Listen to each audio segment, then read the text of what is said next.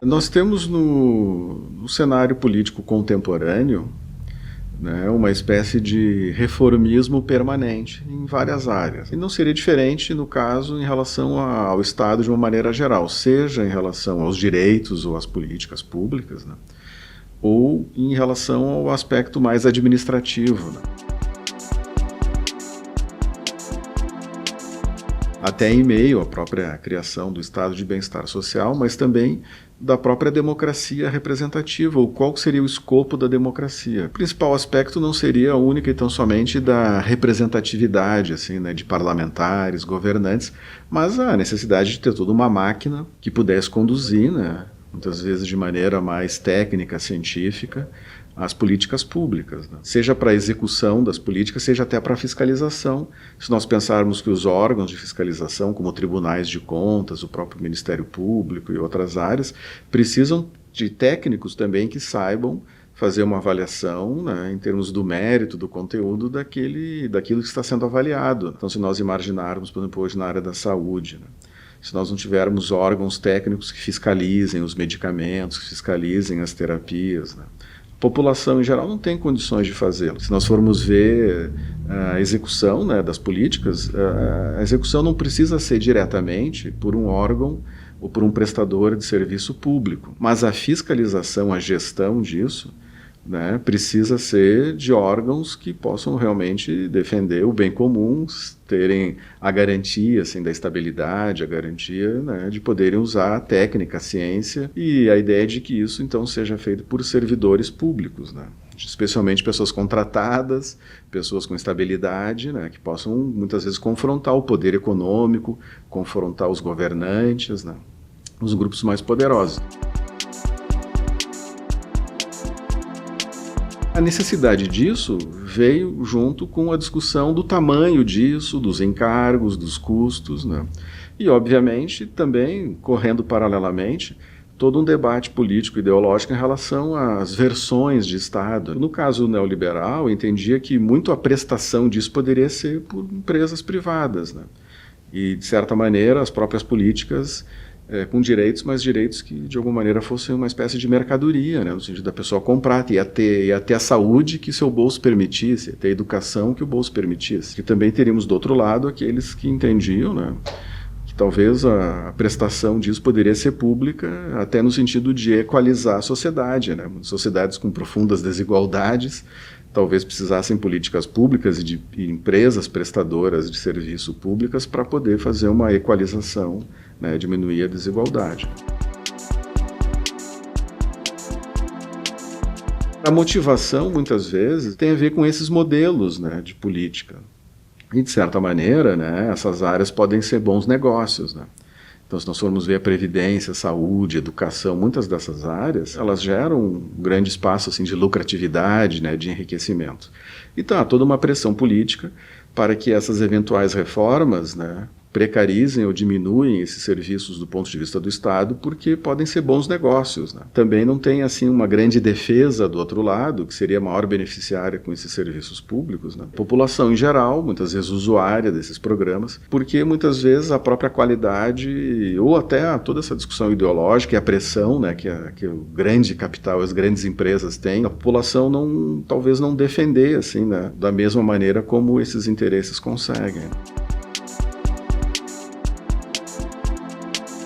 Essa do atual governo, né, ela vai na sinalização, tanto para a reforma administrativa como por outras políticas, né, nesse sentido das privatizações, no sentido de transformar muito dessas atividades, né, como negócio, assim, como uma empresa, na perspectiva de que talvez assim possa-se ter mais qualidade, possa-se ter um próprio o usuário, né, como cidadão, transformando-se como uma espécie de cliente, ele poderia até fiscalizar melhor e cobrar melhor, né?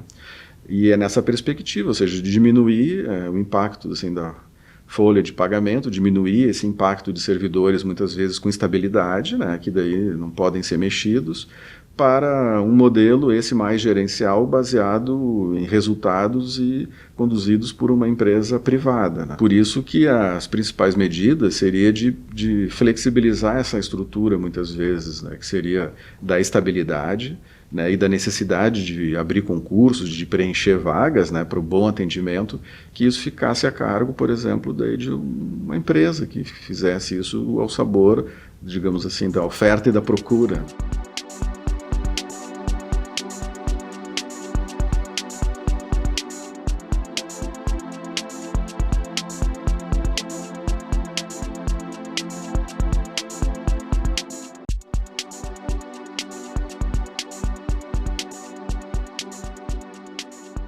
A discussão da estabilidade, né, o atual modelo é justamente o problema, assim, né, que é em termos dessas funções, né, que precisam de uma certa isenção, né. Vamos ver toda a importância, por exemplo, que a Polícia Federal tem, né, numa investigação, ou órgãos, né, assim, muitas vezes da área da saúde ou da educação que precisam até ter medidas contrárias, assim, ao que os chefes desses órgãos, né, como ministros, secretários, cargos de confiança. E não é difícil defender que muitas dessas funções que servem até para a fiscalização e controle, né, que elas não têm uma independência que a estabilidade permite, né. A questão muitas vezes, como isso é conduzido e o tipo de flexibilização, né, porque se não há o concurso, né, que restabelece aquela vaga e com todos os princípios, e se há, digamos, aquelas contratações emergenciais ou terceirizações, isso é uma flexibilização, né, e uma quebra da estabilidade indiretamente, né,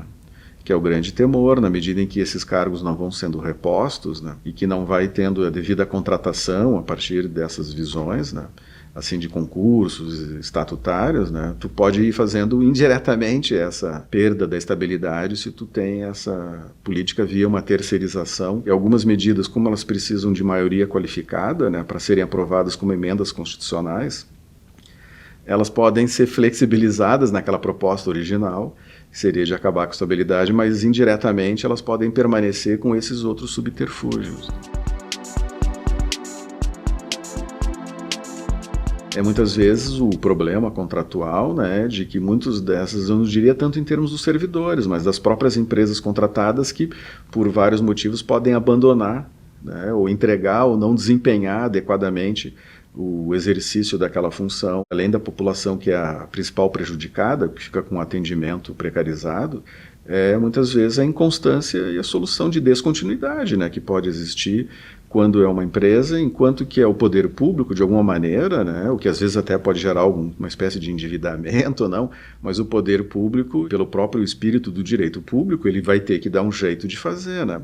Enquanto que se tem uma outra figura envolvida, um outro órgão, né, uma empresa privada que tem lá suas garantias, aí já começa a ter uma terceira relação, que não só do Estado tendo que prestar e do cidadão tendo que usufruir, mas aí tem um terceiro que às vezes ele também tem os seus direitos, ele não vai poder fazer assim de uma maneira que fira, né, digamos assim, as suas garantias, a sua sustentabilidade. Só que esse tipo de direito, muitas vezes, ele pode se contrapor ao direito do cidadão que precisa ser atendido, né? E se uma empresa não precisa ser obrigada, não pode ser obrigada a prestar um serviço e ir à falência, né, ela também, o cidadão, ele tem que ser atendido, né? E daí nós colocamos um terceiro nessa equação, né? O problema dos contratos temporários, né, é que eles podem ser uma ferramenta do chamado patrimonialismo. É um conceito de uma forma tradicional de dominação que talvez possa receber um nome popular, assim como clientelismo, amiguismo, né? Aqueles contratado temporariamente, ele fica mais à mercê dos desígnios políticos, de ser amigo de alguém, ser filho de alguém, ser parente, aquela coisa do quem indica, né? Sempre joga-se com isso, além de pressionar aqueles lados fixos, né? No sentido de, ao não repô-los, dizer assim, olha, pode ir tendo uma precarização ali, uma pressão para que eles tenham menos direitos, né? Então a contratação temporária, ela serve a vários tipos de utilidades que não sejam do bom serviço, do bem comum, assim, né? Talvez o debate em termos do tipo de penalização, né, que um servidor poderia ter a partir de uma má conduta, já existem esses estatutos, né, das pessoas perderem seus cargos. A questão da colocação em prática, né, e o problema muitas vezes é se esbarrar com corporativismos ou com perseguições e punitivismos, né. Então a própria ideia era de que a participação popular retirasse, né, dos pares ou retirasse de um gestor, assim, né, que quisesse perseguir, entregando na população. Eu diria que esses mecanismos eles já existem, eles não precisariam vir com uma reforma administrativa. Se a reforma administrativa complementa e reforça a ideia de que as políticas públicas já fossem baseadas nesse tipo de avaliação permanente da população e muitas vezes até é importante que hajam essas avaliações mais técnicas de especialistas, né? O próprio Ministério Público, o Tribunal de Contas, eles têm ferramentas e para chegar até na pessoa, né, hoje em dia já existiriam esses mecanismos. A questão é de colocá-los em prática, ver algum tipo de aprimoramento. Se nós queremos que seja o serviço ele seja bem prestado, se nós queremos que haja um bom envolvimento, engajamento e a pessoa dando o máximo ou o melhor, né, essas pessoas precisam de garantias. Não existe em lugar nenhum do mundo as pessoas terem uma situação precarizada e fazerem um bom serviço, né? O que seriam fatores de proteção psicossocial para que os servidores, né, as pessoas que atendem na área da saúde, da segurança, da educação, o próprio serviço público, correios e outras áreas, qual é um fator de proteção para que as pessoas façam isso? Boa remuneração, reconhecimento social, as pessoas terem estabilidade, poderem ter confiança e desenvolver bem a sua atividade, né? Já fator de risco é isso, deixar a pessoa na estabilidade, numa condição temporária, né, sem saber qual vai ser o futuro às vezes até imediato, né?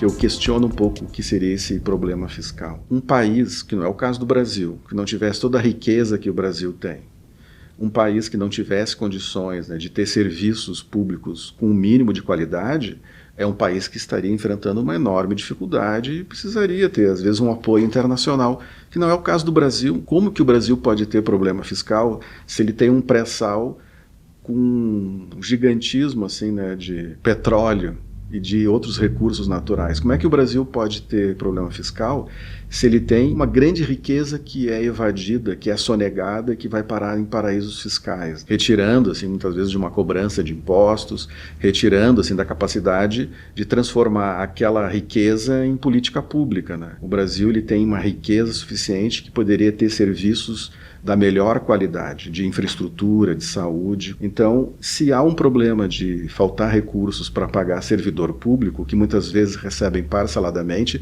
o problema não é fiscal, é político. Em como se faz a gestão do patrimônio público e como se tem o devido cuidado para que esses recursos não se saiam do país.